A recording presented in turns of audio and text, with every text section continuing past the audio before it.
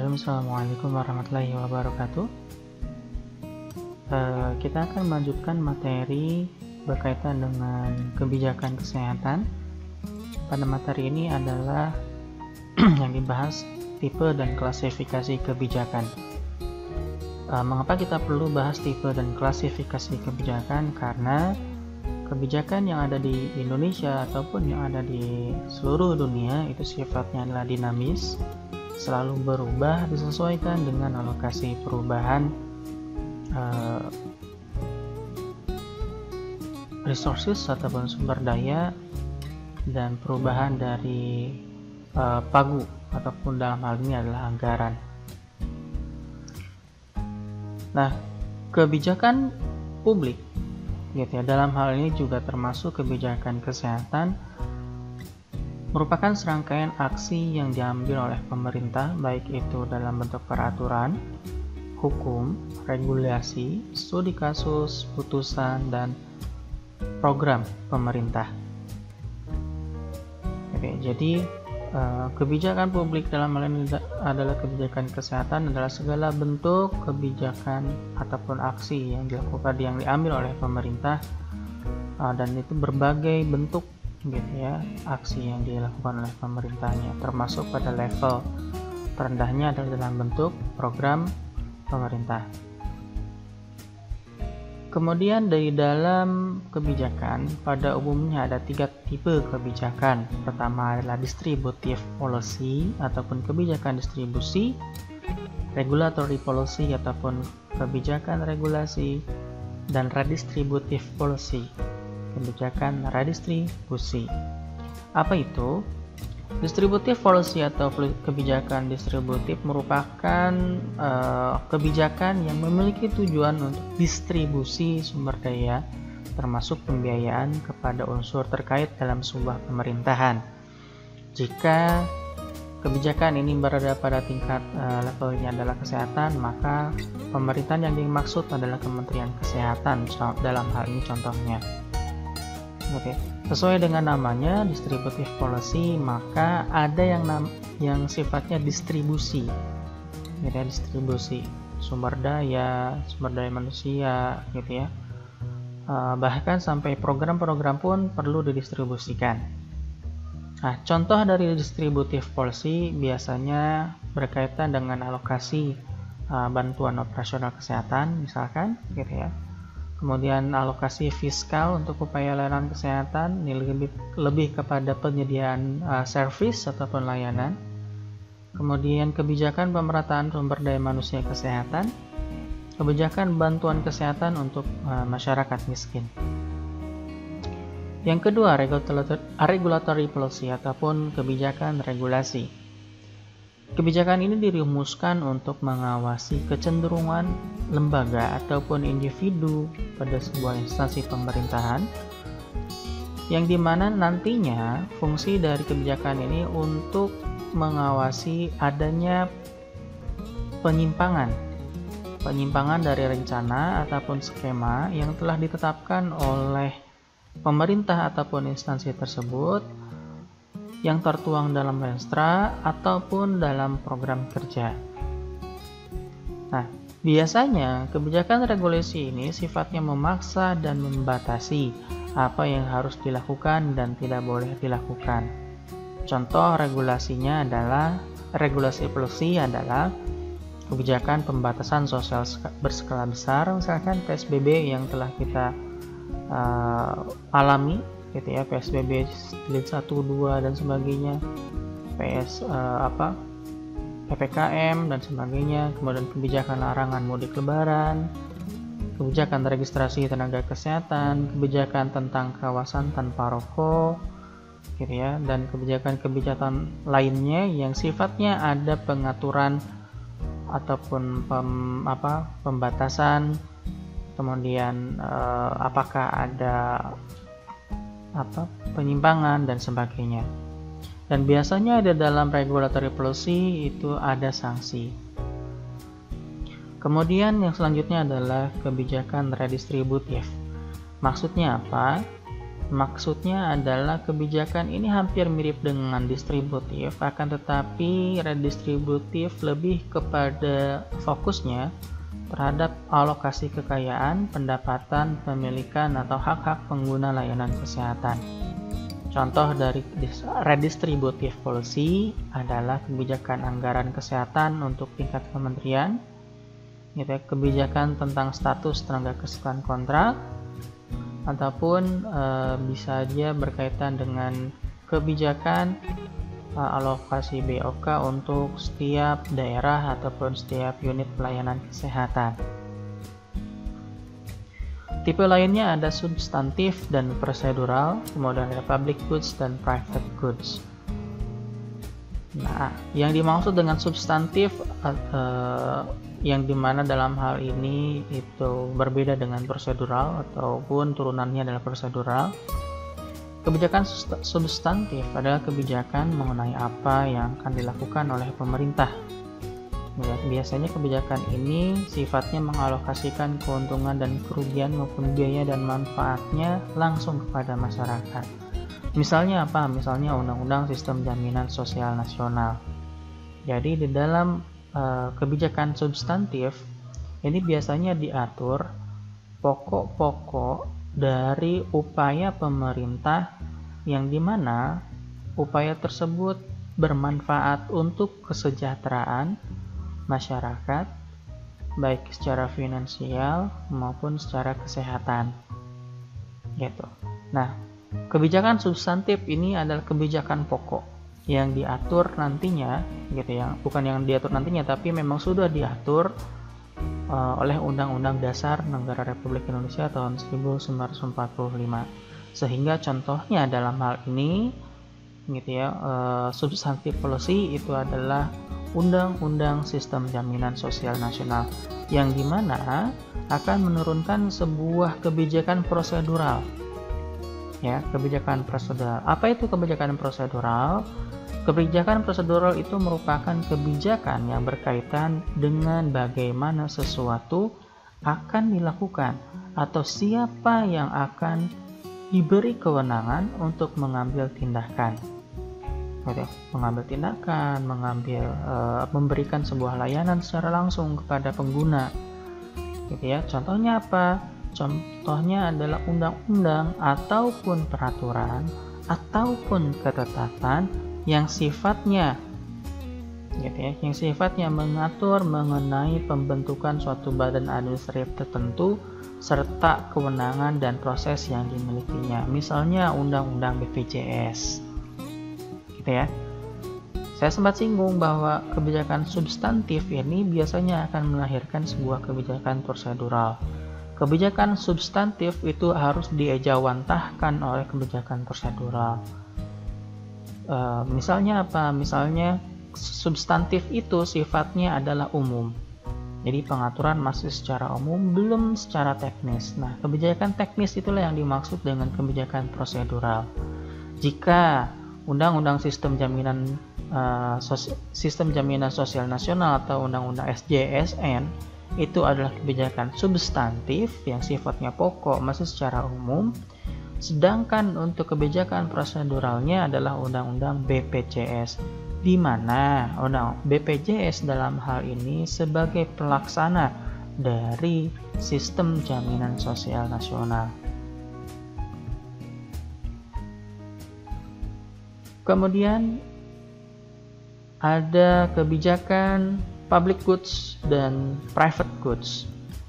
Kebijakan public goods adalah kebijakan yang mengatur pemberian barang atau pelayanan publik, sedangkan kebijakan private goods adalah kebijakan yang mengatur penyediaan barang atau pelayanan untuk pasar bebas, dalam hal ini swasta, bisa dikonsumsi oleh swasta.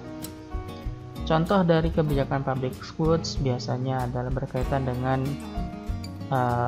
aturan-aturan ataupun regulasi kepada instansi pemerintah, contoh misalkan rumah sakit pemerintah, puskesmas gitu ya, yang dimana sebenarnya goods ataupun barangnya itu dalam bentuk jasa pelayanan rumah sakit pemerintah, kemudian jasa pelayanan puskesmas. Kemudian jika hubungannya dengan private goods, berarti ada hubungannya dengan bagaimana lembaga swasta memberikan sebuah layanan kepada masyarakat. Bisa saja di sini dalam hal ini ada sebuah ketentuan di mana pihak swasta harus menjamin adanya ketersediaan bed untuk masyarakat secara umum, gitu ya. Kemudian porsinya harus sekian-sekian dari total kapasitas total rumah sakit, dan 70% ataupun 60% itu silahkan dimiliki oleh rumah sakit khusus untuk pasien yang sifatnya bukan penjaminan oleh pemerintah, atau dalam hal ini adalah pasien mandiri. Nah, itu yang namanya dengan private goods, artinya barang-barang ataupun jasa yang sifatnya private dibeli oleh uang sendiri. Nah, kategori dari private goods itu adalah maksudnya seperti itu. Kalau public goods adalah barang ataupun jasa yang disediakan, yang dilaksanakan oleh pemerintah. Nah, selain tipe kebijakan, juga ada tahapan kebijakan. Pertama adalah tahapan kebijakan DUN. Kita dimulai dengan penyusunan agenda atau agenda setting, kemudian formulasi kebijakan atau policy formulation, adopsi kebijakan, policy adoption, kemudian implementasi kebijakan atau policy implementation, sampai akhirnya ke evaluasi atau evaluation. Nah, tidak hanya berhenti pada satu titik tersebut, tapi juga sifatnya adalah cycle, mengulang kembali siklusnya. Jika kebijakan itu dirasa perlu diulangi pada tahun berikutnya, atau kebijakan tersebut adalah kebijakan yang baik yang harus terus dilaksanakan. Yang pertama adalah penyusunan agenda atau agenda setting.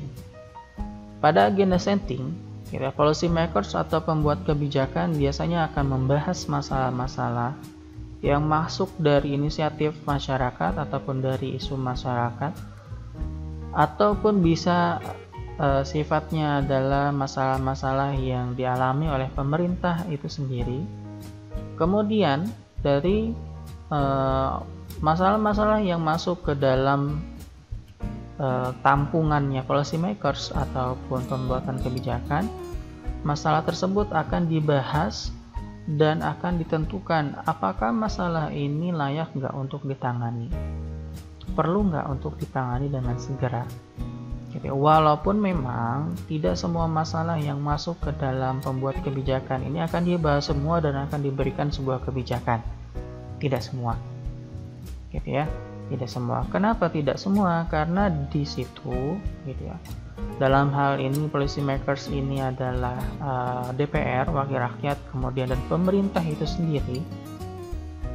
Ternyata banyak aktor yang terlibat, gitu ya, banyak aktor, banyak pelaku kebijakan yang terlibat, serta variasi kepentingan yang diwakili. Jika di tatanan legislatif berarti banyak kepentingan politik yang diwakili, ataupun kepentingan-kepentingan swasta yang diwakili, sehingga menyuarakan pendapat secara kencang atau secara masif, gitu ya. Kemudian bisa saja ada money politik di situ, gitu ya, bisa saja itu terjadi, sehingga masalah-masalah yang seharusnya diselesaikan akhirnya tidak dapat diselesaikan dengan baik, atau tidak ada kebijakan yang secara khusus mengatur terkait masalah tersebut. Kemudian tahap selanjutnya adalah formulasi kebijakan. Masalah-masalah tadi telah dikumpulkan, kemudian akan diberikan sebuah solusi, gitu ya. Dibuatkan sebuah daftar. Ini pokok masalah yang harus segera ditangani, gitu ya. Nah, setelah itu, setelah ditetapkan masalah-masalah apa yang harus ditangani, maka tahapan selanjutnya adalah kira-kira jadi kebijakan apa yang tepat untuk masalah tersebut. Kebijakannya tidak hanya satu, bisa ada berbagai kebijakan, gitu ya, yang dinamakan dengan alternative policy atau kebijakan alternatif. Jadi masalah satu tidak terpaku pada satu penyelesaian, bisa saja 2 penyelesaian ataupun 3 penyelesaian.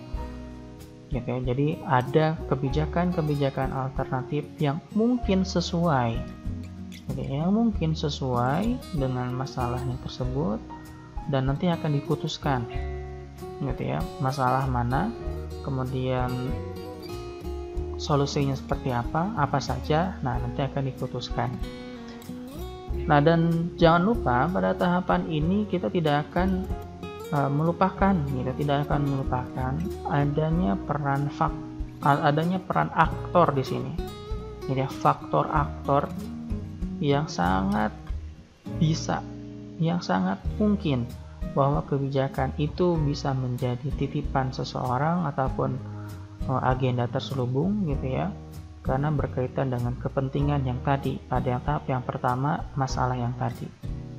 Ketika ada masalahnya itu memang adalah titipan ataupun karena ada pesanan dari aktor-aktor tertentu, maka policy formulation ataupun formulasi kebijakannya pun akan syarat dengan kepentingan juga. Nah, kemudian tahap selanjutnya adalah adopsi kebijakan atau policy adoption. Adopsi kebijakan bukan maksudnya adalah mengadopsi layaknya seperti anak, bukan.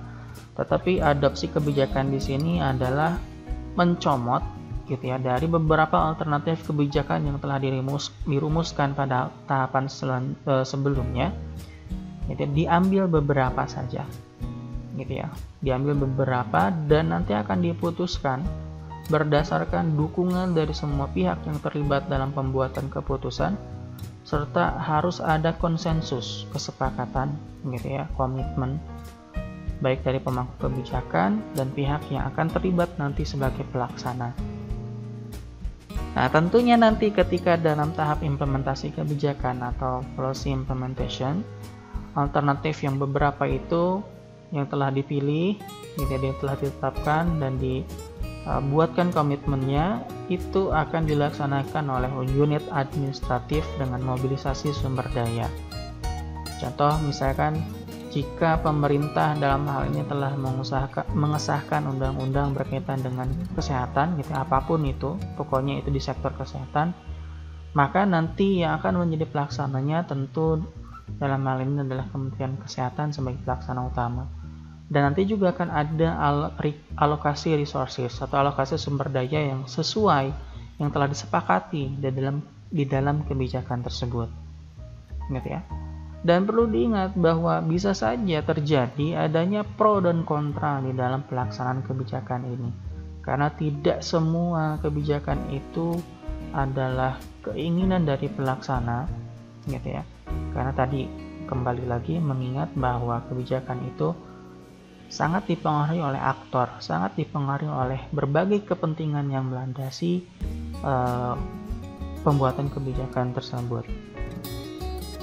Sehingga pada tahap akhir, gitu ya, yaitu adalah policy evaluation atau evaluasi kebijakan, unit administratif itu perlu untuk menilai sejauh mana tingkat keberhasilan kebijakan ataupun pelaksanaan kebijakan itu mampu memecahkan masalah sehingga bisa meraih dampak yang diinginkan. Gitu ya. Kebijakan itu tentunya ataupun dalam hal ini program tertentu itu yang akan dilihat, yang paling banyak dilihat adalah dampak dari program tersebut. Jika dampak yang dihasilkan sesuai dengan apa yang diharapkan ataupun bahkan melebihi apa yang akan diharapkan, maka kebijakan tersebut bisa dibilang berhasil. Jika tidak sesuai dengan harapan, dampaknya sangat kecil, maka kebijakan tersebut tidak berhasil. Sehingga perlu dilakukan evaluasi. Apakah nanti kebijakan ini akan dilanjutkan atau tidak? Ya. Dan yang perlu dicatat juga pada tahapan evaluasi ini harus ada pengukuran ataupun kriteria yang sesuai untuk mengukur sebenarnya dampaknya itu seperti apa. Berapa persen dari dampak harapan yang diinginkan, gitu ya. Yang dikatakan berhasil itu seperti apa? Apakah 80% dampak yang telah tercantum pada kebijakan itu, kalau misalkan sudah mencapai 80% itu dikatakan berhasil atau bukan? atau misalkan cakupannya kecil gitu ya, persentasenya kecil tapi dampak sosial yang ditimbulkannya besar, itu bisa saja terjadi.